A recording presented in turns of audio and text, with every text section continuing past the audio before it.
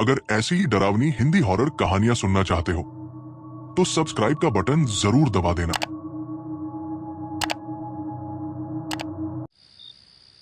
स्वागत है आपका कूल बडी ऑफिशियल में। आज हम आपके लिए लाए हैं दो सच्ची और डरावनी कहानियां।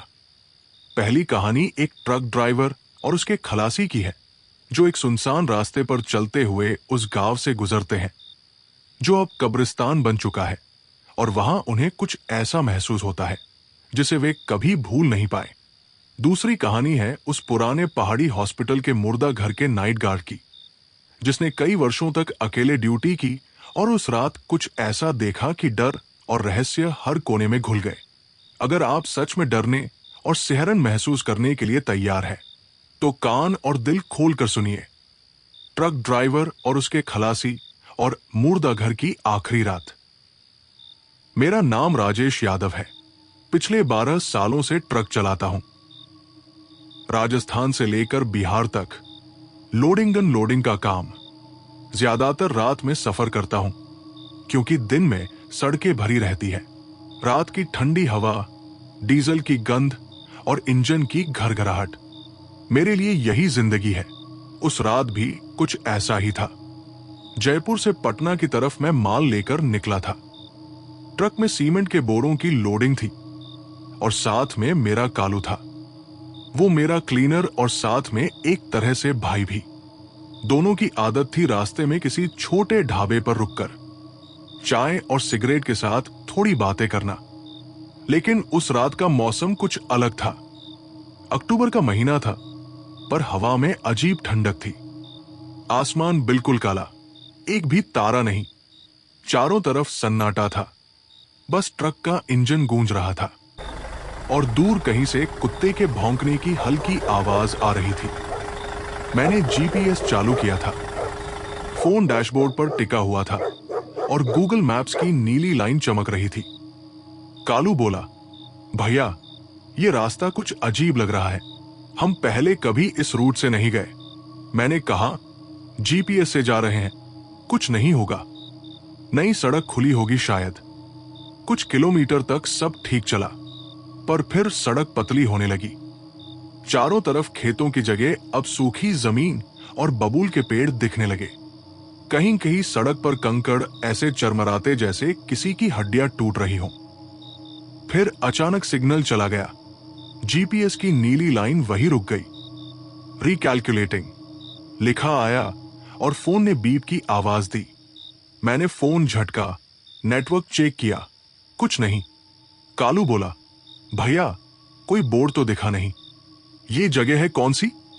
मैंने हेडलाइट थोड़ी हाई बीम पर की। सामने एक जर्जर बोर्ड दिखा, जिस पर धूल और जंग चढ़ी हुई थी। मैंने नीचे उतरकर टॉर्च मारी। बोर्ड पर लिखा था, स्वागत है देवपुर गांव में। नीचे छोटे अक्षरों में, आबादी 0। मैं चौंक गया। 0 आबादी का क्या मतलब होता है? कालू हंसकर बोला, भैया, मरे हुए गांव का नाम लिखा होगा। मैंने कहा, चलो जल्दी पार कर लेते हैं। हमने ट्रक आगे बढ़ाया। सड़क इतनी संकरी थी कि ट्रक के टायर जरा सा हिले तो साइड के पेड़ों की डालियां शीशे से टकरा जाती। शाखाएं कांच पर रगड़ती है और हर टकराहट के साथ एक अजीब सिहरन मेरे अंदर दौड़ जाती। थोड़ी देर बाद सड़क गायब सी लगने लगी। जीपीएस भी बंद था और अब बस हेडलाइट की रोशनी थी। चारों तरफ सिर्फ सूखे पेड़, टूटी झोपड़ियां और धुंध के बीच में कोई हल्की आकृति सी, जैसे कोई खड़ा हो पर हिले नहीं। कालू डर गया। भैया, ट्रक रोकिए, ये रास्ता ठीक नहीं लग रहा। मैंने कहा, अगर रुक गए तो और फंस जाएंगे, आगे चलो। लेकिन तभी ट्रक अपने आप रुक गया। मैंने एक्सीलरेटर दबाया, कुछ नहीं हुआ। फिर गियर बदला, कुछ नहीं। ट्रक मानो किसी ने पकड़ लिया हो। इंजन चालू था, पर ट्रक वही अटका हुआ। मैंने उतरकर देखा, नीचे सब ठीक था। टायर भी घूम रहे थे, रोड भी क्लियर, पर फिर भी ट्रक हिला नहीं। मैंने सोचा शायद ब्रेक जैम हो गया है, पर तभी दूर घंटी बजती है। कहीं दूर से कोई मंदिर की घंटी जैसी आवाज आई, पर वहां मंदिर कहाँ था? चारों तरफ बस खाली झोपड़ियां और झाड़ियां थी। कालू ने घबराकर कहा, भैया, मुझे लग रहा है कोई हमें देख रहा है। मैंने मुड़कर देखा। हेडलाइट की रोशनी में एक औरत खड़ी थी, सफेद साड़ी में, बाल खुले, सिर झुका हुआ। वो करीब 10 फीट दूर थी और स्थिर खड़ी थी। मैंने आवाज लगाई, अरे बहन जी, पर कोई जवाब नहीं। वो बस खड़ी रही। हल्की हवा में उसके बाल हिल रहे थे। मैंने एक कदम आगे बढ़ाया और तभी वो धीरे धीरे गायब हो गई। कालू चिल्लाया, भैया चलो यहां से। मैं वापस ट्रक में आया, गियर लगाया और इस बार ट्रक चल पड़ा। हम दोनों चुप थे। इंजन की आवाज और हमारी सांसें ही सुनाई दे रही थी। दिल धड़क रहा था जैसे किसी ने छाती में हथौड़ा मार दिया हो। थोड़ी देर बाद हमें सड़क के किनारे एक छोटा सा ढाबा दिखा। ढाबे के बाहर एक लालटेन जल रही थी। हमने सोचा रुककर पानी पी लेते हैं। अंदर एक बुजुर्ग बैठा था, दाढ़ी सफेद, आंखों में अजीब चमक। मैंने पूछा, बाबा, ये कौन सा इलाका है? वो कुछ देर तक हमें देखता रहा, फिर बोला, बेटा, तुम यहां कैसे आ गए? इस रास्ते पर कोई नहीं आता। ये गांव तो अब बस कब्रिस्तान है। मैं कुछ पल तक उस बूढ़े को देखता रहा।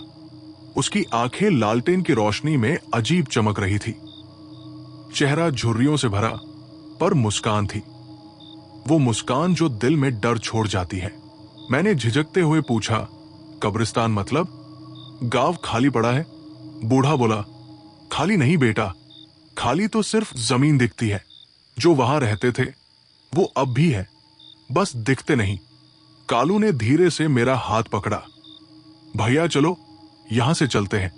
लेकिन मैं जानना चाहता था, बाबा, जीपीएस ने यही रास्ता दिखाया, शायद कोई गलती हुई हो। वो मुस्कराया, गलती नहीं हुई बेटा, बुलावा आया है। मैं सिहर गया। कौन बुलावा? वो चुप रहा, फिर बोला, जिनकी लाशें यहां बिना संस्कार के गाड़ दी गई थी। कहते हैं वो अब भी किसी आने जाने वाले को ढूंढती है। जो रुक जाए उसे अपने साथ रख लेती है। मेरे शरीर में ठंड दौड़ गई। मैंने कालू की ओर देखा। उसका चेहरा पीला पड़ चुका था। मैंने कहा, बाबा, पानी मिलेगा क्या? वो उठा, मिट्टी के गिलास में पानी डालकर लाया। पानी में कुछ गंध थी। मैंने सूंघा, सड़ा हुआ सा। मैंने गिलास वापस रख दिया। बोला, छोड़िए, हमें चलना है। बूढ़ा कुछ नहीं बोला, बस मुस्कुराकर बोला, रात लंबी है बेटा, पर कोशिश करना गांव से बाहर सुबह तक निकल जाओ। हम ट्रक में लौटे। इंजन स्टार्ट किया, आवाज आई पर ट्रक फिर वही अटक गया। कालू बोला, भैया, फिर वही। मैंने गियर 2 बार बदला, ब्रेक छोड़ा। अचानक ट्रक अपने आप पीछे की ओर लुढ़कने लगा। टायर रगड़ते हैं, इंजन गरजता है। मैंने हैंड ब्रेक खींचा, पर कुछ काम नहीं किया। ट्रक ढाबे के ठीक सामने जाकर रुक गया। मैंने शीशे से देखा, ढाबा खाली था। वो बूढ़ा वहां नहीं था, सिर्फ लालटेन हिल रही थी, जैसे किसी ने अभी अभी छुआ हो। हमने चारों तरफ देखा, सन्नाटा, हवा सरसराती है। अचानक फोन की स्क्रीन जली। जीपीएस अपने आप चालू हो गया, पर अब नीली लाइन नहीं थी, बस एक लाल बिंदु टिमटिमा रहा था और नीचे लिखा था, you have reached your final destination. Kalu ने कांपते हुए कहा, भैया, इसका मतलब क्या है? मैंने कहा, मतलब ये जीपीएस पागल हो गया है। पर अंदर से मुझे पता था कुछ ठीक नहीं है। हमने ट्रक फिर से आगे बढ़ाया, पर अब सड़क नहीं थी, बस टूटी झोपड़ियां और कहीं कहीं कब्र जैसे उभरे टीले। हेडलाइट की रोशनी जब किसी टीले पर पड़ती तो ऐसा लगता जैसे कोई आकृति उठकर देख रही हो। फिर हमें सड़क के किनारे एक महिला दिखी। वो वही थी जिसे मैंने पहले देखा था। सफेद साड़ी, सिर झुका हुआ, बाल चेहरे पर। वो हाथ उठाकर हमें रुकने का इशारा कर रही थी। कालू डर के मारे चिल्लाया, भैया रुकना मत।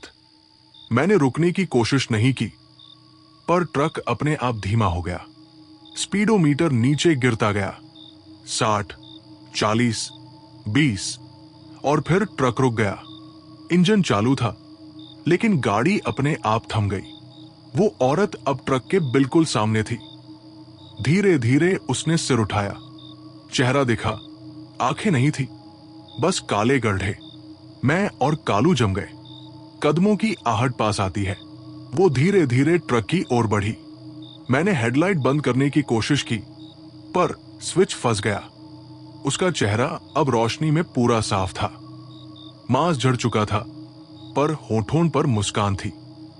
वो ट्रक के बोनट के पास आकर रुक गई और फिर अचानक गायब हो गई।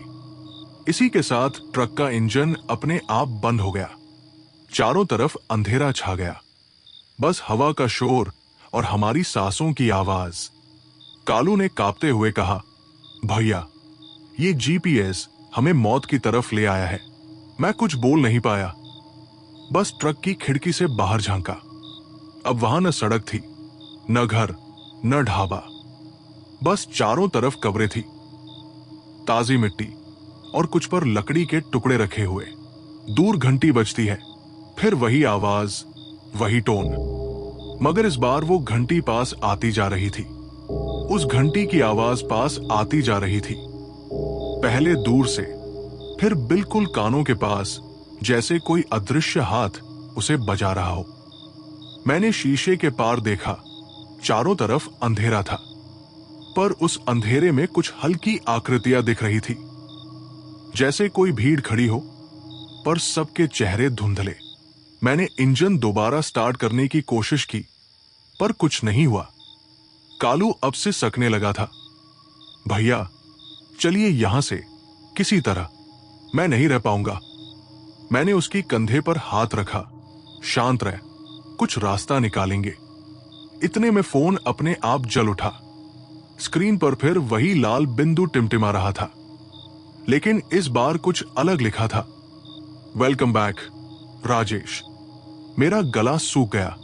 वेलकम बैक मतलब मैंने पहले भी यहां से गुजारा किया है, पर मुझे तो याद नहीं कि मैं कभी इस रूट पर गया हूं। अचानक फोन की स्क्रीन पर एक पुरानी फोटो झलकी। टूटी हुई सड़क, वही ढाबा, वही लालटेन। नीचे तारीख थी 14 अक्टूबर 2019।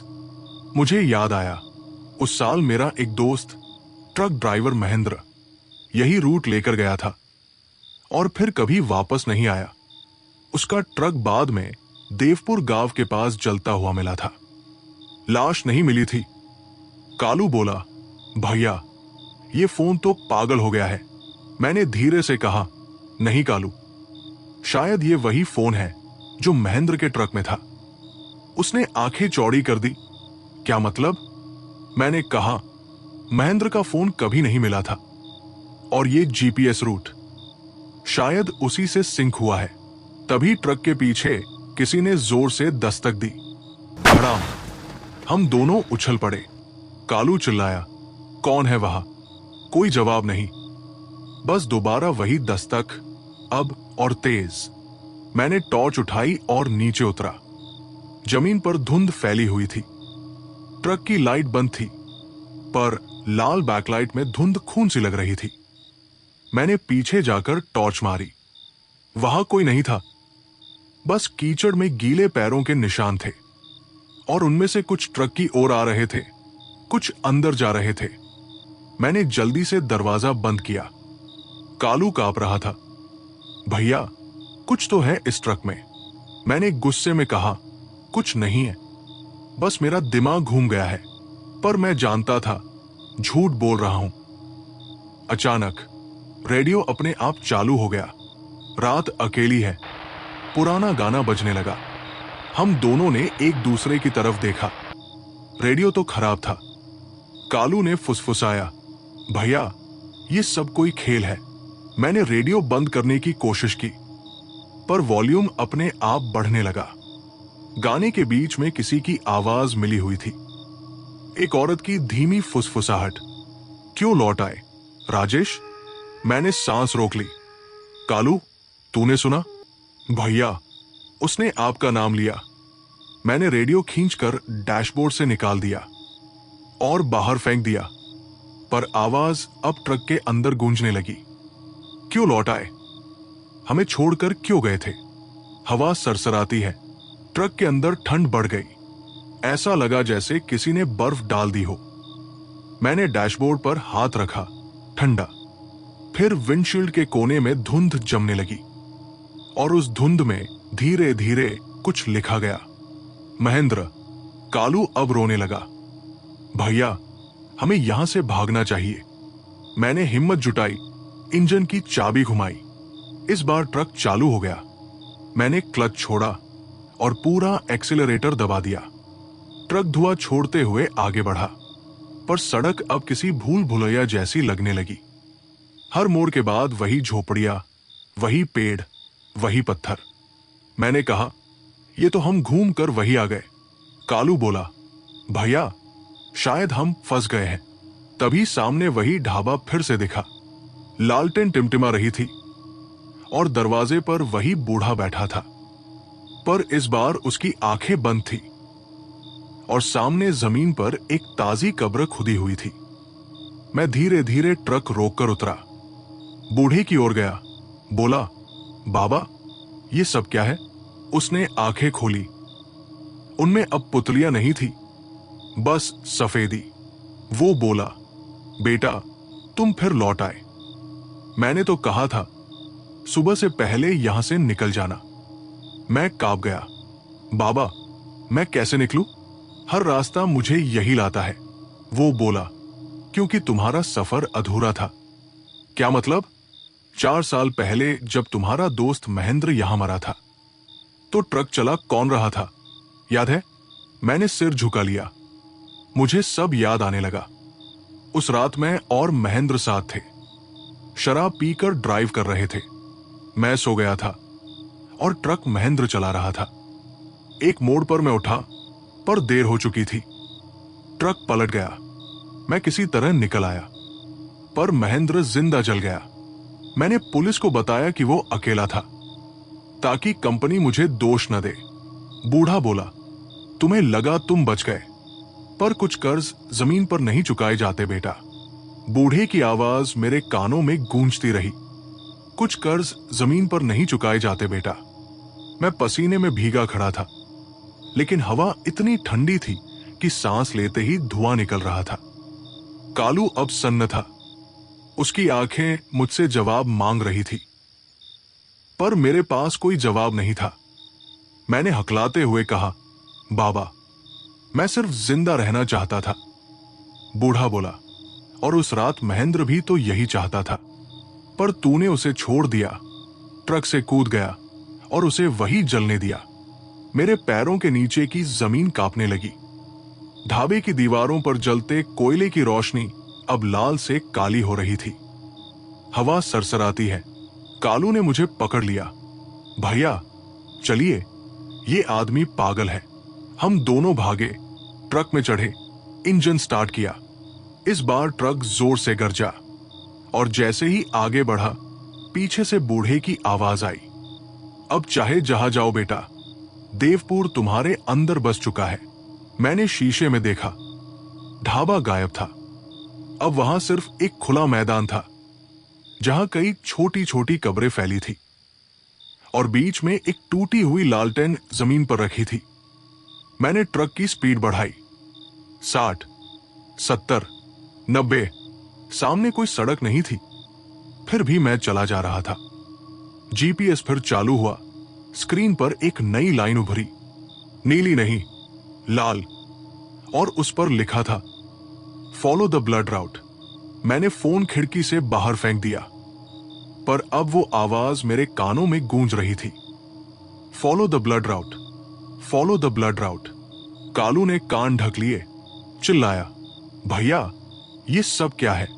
मैं बस बोल पाया, ये वही रास्ता है जहां महेंद्र मरा था। ट्रक की हेडलाइट्स के आगे धुंध और गहरी होती जा रही थी। धुंध घनी होती है, फिर अचानक सामने एक जलता हुआ ट्रक दिखा। मैंने ब्रेक लगाया, पर ट्रक रुकने का नाम नहीं ले रहा था। हम सीधे उस जलते हुए ट्रक की तरफ बढ़ रहे थे। कालू चीखा, भैया ब्रेक दबाइए। मैंने दोनों पैर रखे, पर गाड़ी फिर भी भागी जा रही थी।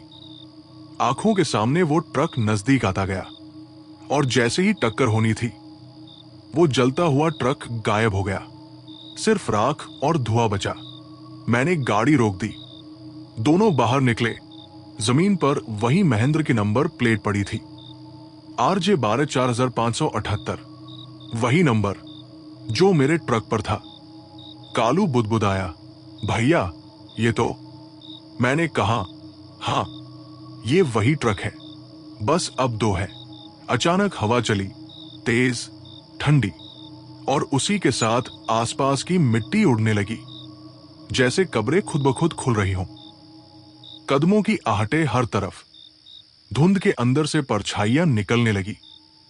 आदमी, औरतें, बच्चे सब राख में लिपटे हुए, आंखें धंसी हुई, पर सब मुस्कुरा रहे थे। उनमें से एक आगे आया। वो महेंद्र था। उसका चेहरा अधजला था, पर मैं पहचान गया। वो बोला, राजेश तू फिर आया? 4 साल हो गए, मैं यही तेरा इंतजार कर रहा था। मैं पीछे हट गया। महेंद्र, माफ कर दे। वो हंस पड़ा, माफी अब किसे देगा? तू भी तो उसी हादसे में मर गया था, याद है? मेरा सिर घूम गया। क्या कह रहा है तू? वो बोला, उस रात ट्रक पलटा था, दोनों जले थे, बस फर्क इतना था कि मैं वही रह गया और तू अपने आप को जिंदा मानता रहा। मैं चिल्लाया, नहीं मैं जिंदा हूं। वो धीरे से मुस्कुराया, अगर जिंदा है तो सांस क्यों नहीं ले पा रहा? मैंने देखा, मेरी सांस से धुआं निकलना बंद हो गया था। मेरे हाथ ठंडे पड़ गए थे। मैंने शीशे में झांका। मेरे चेहरे पर वही जलने के निशान थे जो महेंद्र के थे। कालू अब ट्रक में चढ़कर इंजन स्टार्ट करने लगा, पर वो सिर्फ धुआं उगल रहा था। भैया कुछ हो नहीं रहा। मैंने कहा, तू भाग जा कालू, यहां से निकल जा। वो बोला, आप? मैंने कहा, मेरा हिसाब बाकी है। वो डरते डरते पीछे मुड़ा और जैसे ही उसने कदम बढ़ाया, पीछे से किसी ने उसका हाथ पकड़ लिया। वो वही औरत थी, सफेद साड़ी में, बिना आंखों के। कालू चिल्लाया, भैया बचाइए। मैं भागा, लेकिन उसने उसे खींच लिया, सीधे जमीन के अंदर। सिर्फ मिट्टी हिली और सब शांत। दूर घंटी बजती है। मैं जमीन पर घुटनों के बल बैठ गया। महेंद्र, अब क्या चाहिए तुझे? वो बोला, कुछ नहीं राजेश, बस तू रुक जा। यही। मैंने देखा, अब सारे चेहरे गायब हो चुके थे, बस वही ढाबा फिर से दिखा। लालटेन जल रही थी और बूढ़ा मुस्कुरा रहा था। वो बोला, अब देवपुर पूरा हो गया बेटा। हर आत्मा का एक रास्ता होता है। तेरा रास्ता GPS से नहीं, कर्म से तय हुआ था। उसने अपनी उंगली से मिट्टी की तरफ इशारा किया। वहां 2 कब्रें थी। एक पर लिखा था महेंद्र सिंह, दूसरी पर राजेश यादव। मैंने महसूस किया, मैं अब सच में हल्का हो गया हूं। ट्रक दूर से अपने आप चलने लगा और उसी धुंध में धीरे धीरे गायब हो गया। हवा सरसराती है, घंटी की आखिरी टन-टन। कहानी यही खत्म होती है। लोग कहते हैं, अगर कोई ड्राइवर रात को GPS पर देवपुर गांव का रूट देखे तो वो रूट अपने आप खुल जाता है और फिर चाहे वो जहां भी जाए, वो ट्रक सुबह तक लौटता नहीं। तो बढ़ते हैं दूसरी कहानी की ओर। दिसंबर की वो रात किसी और से अलग थी। पहाड़ी की ठंडी हवा हड्डियों तक घुस रही थी और घाटी के नीचे का रास्ता जैसे काली चादर में ढका हुआ था। मैं, राजू यादव, नाइट गार्ड, अपने पुराने सरकारी हॉस्पिटल के मुर्दाघर की ड्यूटी पर था। पहले कभी इतनी ठंडी रात नहीं देखी थी, लेकिन उस दिन कुछ अलग था, कुछ ऐसा जो मैं कभी भूल नहीं पाऊंगा। हवा सरसराती है। आग जल रही थी मेरी छोटी सी चौकी के पास। लकड़ियों की चटखियां, हल्की हल्की धुआं और मेरे चारों ओर सन्नाटा। तभी कुछ आवाजें आई। शायद दूर किसी कुत्ते की भौंक। लेकिन जैसे ही मैं ध्यान से सुनता, वो आवाजें गायब हो जाती। उस रात 4 युवक पहुंचे थे, शहर से आए थे। कहते थे कि ट्रेकिंग के बाद रास्ता भटक गए हैं और आग के पास बैठकर कुछ गर्म चाय पीना चाहते हैं। मैं उन्हें देखकर मुस्कुराया, पर अंदर से मैं जानता था कि ये रात आसान नहीं होगी। मैंने लकड़ी को और सरकाया और कहा, बैठो बेटा लोग, गर्म रहो। इस ठंड में सीधे मुर्दाघर के बाहर बैठना आसान नहीं है। वे चुपचाप बैठ गए। एक ने धीरे से पूछा, साहब आप यहां अकेले रहते हैं, कभी कुछ अजीब हुआ है क्या? मैंने लंबी सांस ली, आंखों में थकान और अनुभव की गहराई। देखो बेटा, जो मैं बताने वाला हूं उसे सुनकर तुम डर सकते हो। ये कहानी बनावटी नहीं है, ये मेरे अनुभव है। मैं 5 साल से यहां नाइट ड्यूटी कर रहा हूं और कई ऐसी चीजें देखी है जिन्हें कोई नहीं देखता। कदमों की आहट। मैंने उन्हें पास बुलाया और आग की लपटों के बीच बैठकर शुरू किया। पहली बार जब मुझे यहां ड्यूटी मिली, मुझे लगा कि मुर्दे चुप रहते हैं।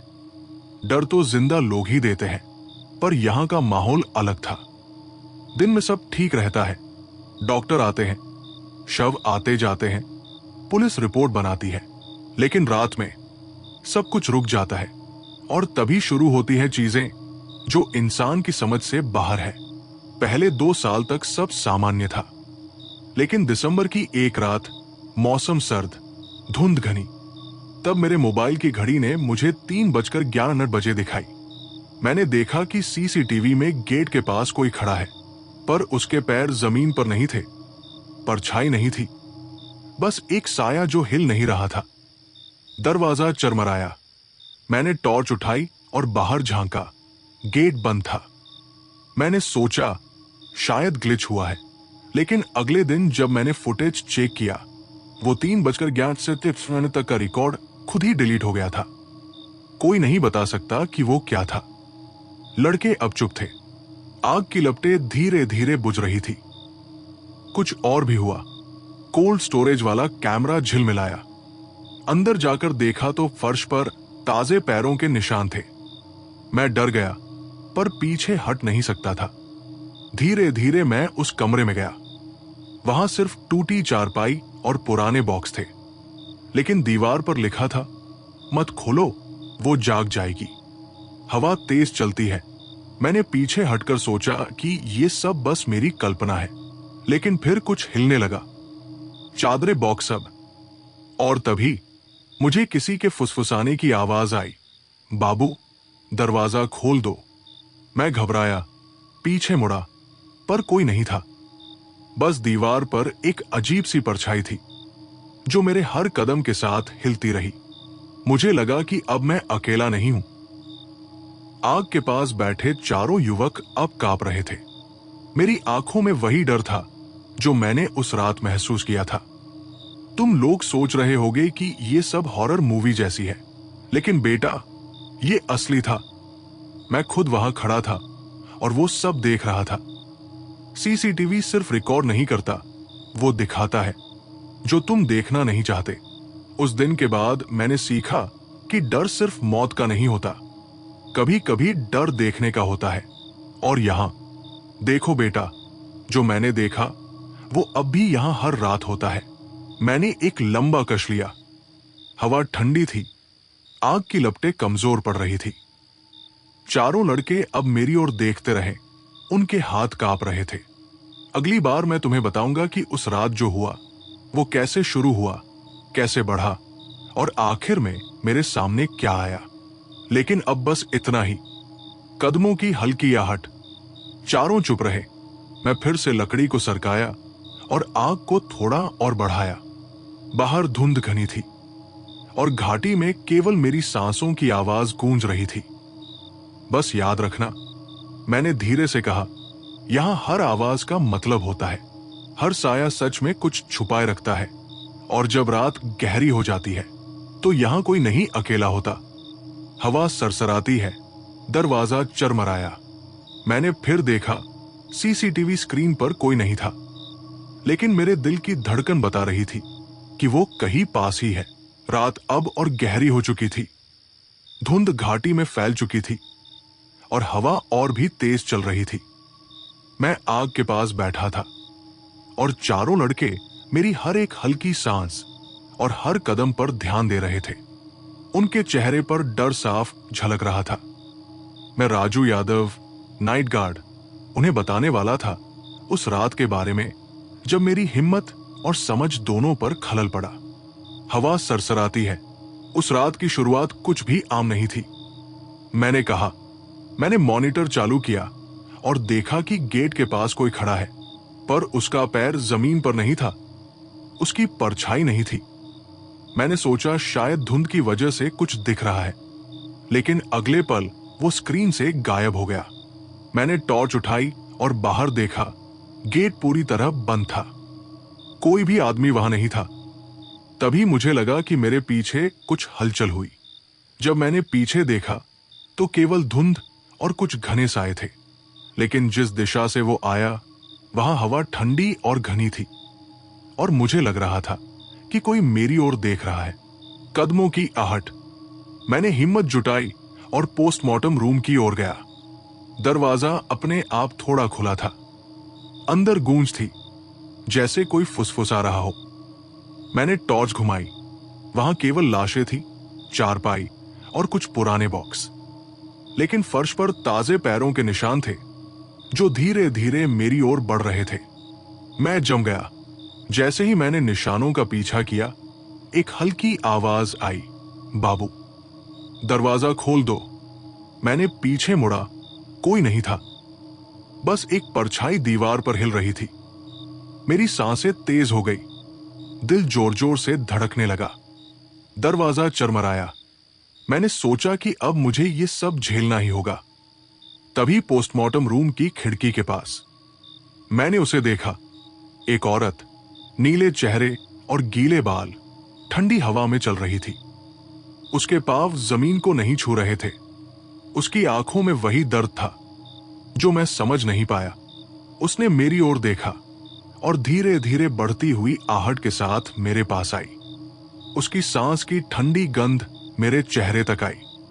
मैं पीछे हट गया, पर मेरे कदम फिसलने लगे। जैसे ही वो मेरी ओर झुकी, मैंने महसूस किया कि हवा ठंडी और भारी हो गई और आग की लपटें धीमी पड़ गई। हवा तेज चलती है, लकड़ी चटकती है, फिर वो अचानक गायब हो गई, जैसे हवा में घुल गई हो। मैं वहां खड़ा रह गया और तभी सीसीटीवी स्क्रीन पर देखा।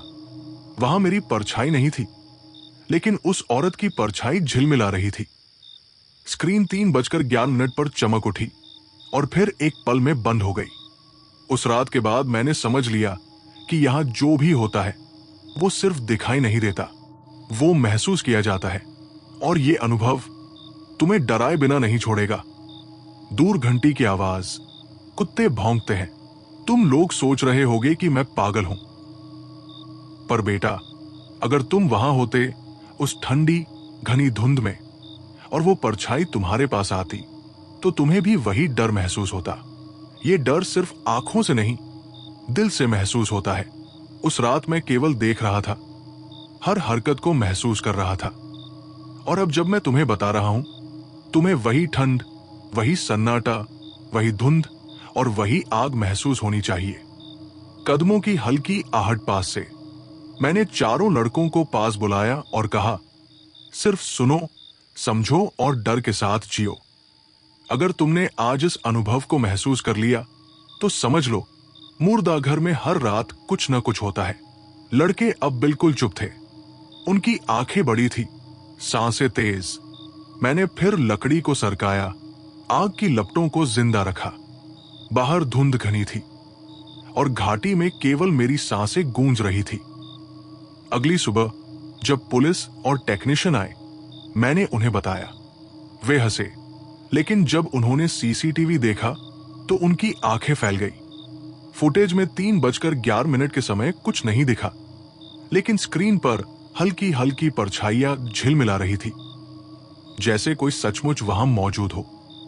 मैंने अब सीखा कि डर सिर्फ आंखों से नहीं दिखता, वो दिल और दिमाग में महसूस किया जाता है। और ये डर मुर्दाघर की आखिरी रात से शुरू होता है। रात अब चरम पर थी।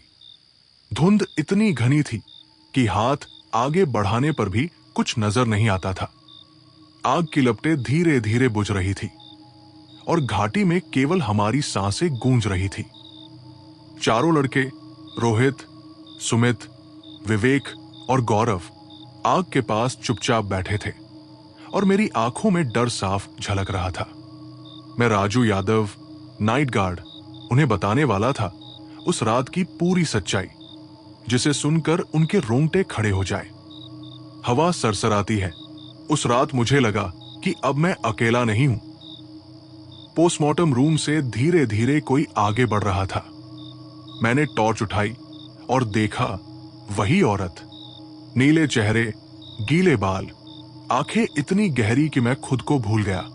उसकी परछाई जमीन को छू भी नहीं रही थी, लेकिन उसका साया मेरे चारों तरफ फैल रहा था। मैंने कदम पीछे किए, पर फर्श पर मेरी पैर की आवाज उसके कदमों से मेल खा रही थी।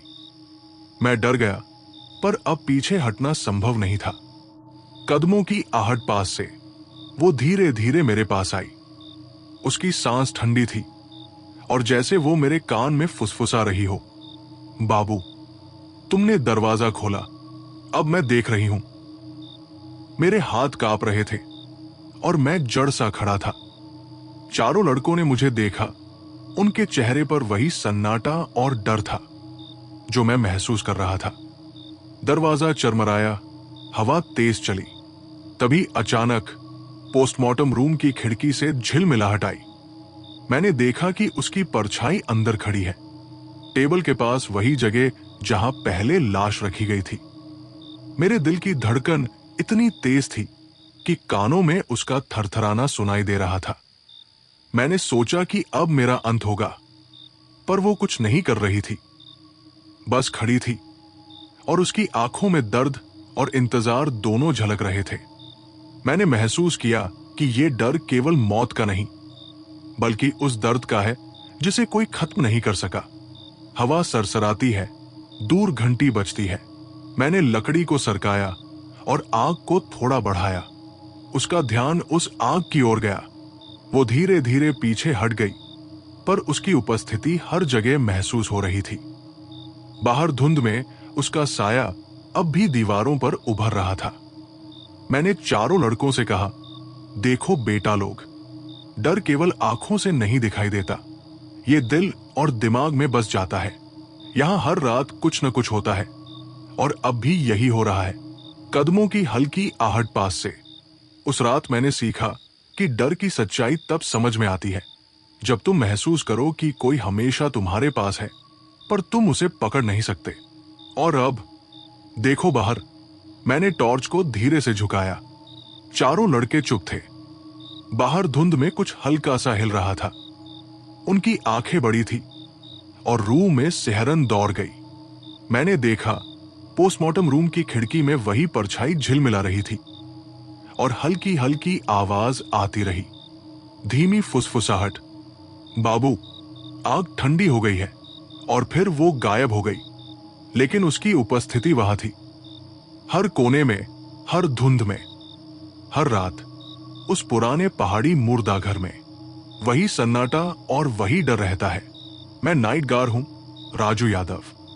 मैं अभी भी यहां खड़ा हूं। और अगर तुम कभी इस पहाड़ी हॉस्पिटल के पास आओ, याद रखना, हवा तेज चलती है, दूर से कुत्ते भौंकते हैं, तुम अकेले नहीं हो।